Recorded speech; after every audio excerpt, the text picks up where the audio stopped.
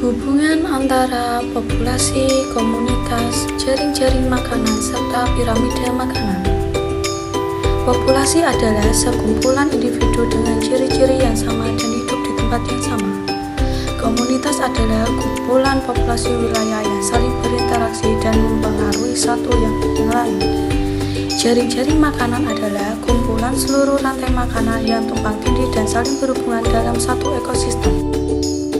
Tahukah kamu bahwa antara makhluk hidup yang satu dengan makhluk hidup yang lain dapat menjadi sumber makanan? Seperti apa contohnya? Sekarang ibu guru sudah ada di ekosistem hutan. Di ekosistem hutan ini, Bu Guru menemukan singa, kelinci, dan rumput. Coba kita urutkan bersama-sama. Rumput dimakan oleh kelinci, kelinci dimakan oleh singa, dan singa di sini sebagai predator tertinggi, sehingga ketika dia mati, bangkainya akan diuraikan oleh pengurai. Peristiwa makan dan dimakan dalam urutan tertentu disebut rantai makan. Setiap makhluk hidup memiliki perannya masing-masing. Tumbuhan berperan sebagai produsen, kelinci berperan sebagai konsumen tingkat 1, dan singa berperan sebagai konsumen tingkat 2. Produsen adalah makhluk hidup yang mampu menghasilkan makanannya sendiri.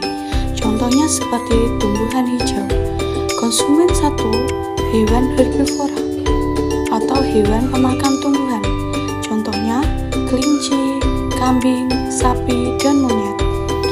Konsumen tingkat 2 yaitu hewan karnivora atau hewan pemakan daging. Contohnya seperti singa, harimau, dan serigala. Konsumen tingkat 3 atau puncak yaitu hewan omnivora atau hewan pemakan segalanya.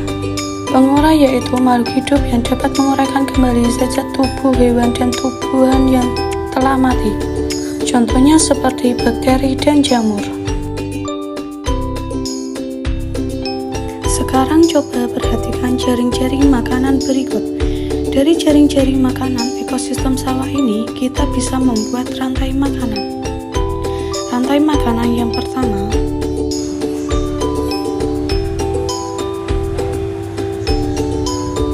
padi dimakan tikus, tikus dimakan ular, ular dimakan burung elang. Rantai makanan yang kedua yaitu padi dimakan burung pipit dimakan burung elang. Rantai makanan yang ketiga yaitu padi dimakan belalang, belalang dimakan laba-laba, dan laba-laba dimakan burung pemakan serangga, dan burung pemakan serangga dimakan elang. Rantai makanan yang keempat yaitu padi dimakan belalang, belalang dimakan laba-laba, laba-laba dimakan katak, katak dimakan ular, dan ular dimakan burung elang. Rantai makanan yang kelima yaitu padi dimakan belalang, belalang dimakan serangga predator, serangga predator dimakan katak, katak dimakan ular, dan ular dimakan burung elang.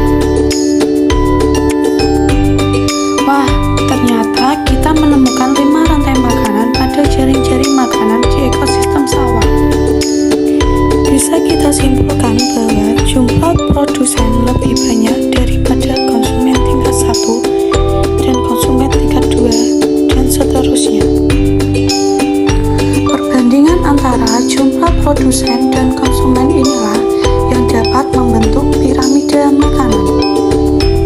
Seperti yang kita tahu, bentuk dari piramida adalah segitiga, di mana semakin ke atas maka akan semakin kecil. Mari kita isikan peran rantai makanan tadi ke dalam piramida makanan. Di tingkatan pertama diisikan oleh produsen atau tumbuhan hijau. Di tingkatan yang kedua diisikan konsumen tingkat 1 atau hewan herbivora. tingkat 2 atau hewan karnivora. Dan di tingkatan paling atas diisikan konsumen puncak atau hewan omnivora. Nah, piramida makanan kita sudah jadi. Sekarang apa yang terjadi jika posisi pada piramida makanan kita balik seperti ini?